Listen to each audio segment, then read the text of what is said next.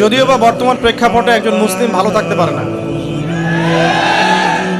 বর্তমান প্রেক্ষাপট এতই খারাপ, কিয়ামতের আলামতগুলো এমনভাবে প্রকাশ হয়েছে এখন যে একজন ইমানদার মুসলিমের পক্ষে নিশ্চিন্তে থাকা আর ভালো থাকাটা খুব কষ্টকর। তারপরেও নবী সাল্লাল্লাহু আলাইহি ওয়াসাল্লাম আমাদেরকে দিক নির্দেশনা দিয়েছেন যে যখন ফিতনার যুগ আসবে, ফিতনার যুগ বলতে চতুর্দিক থেকে ফিতনার ফাসাদ।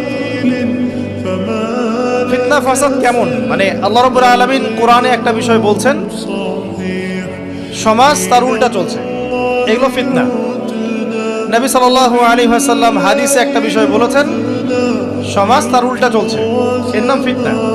পরিবারে ফিতনা, ধর্মের মধ্যে ফিতনা, সমাজে ফিতনা, অর্থনীতিতে ফিতনা।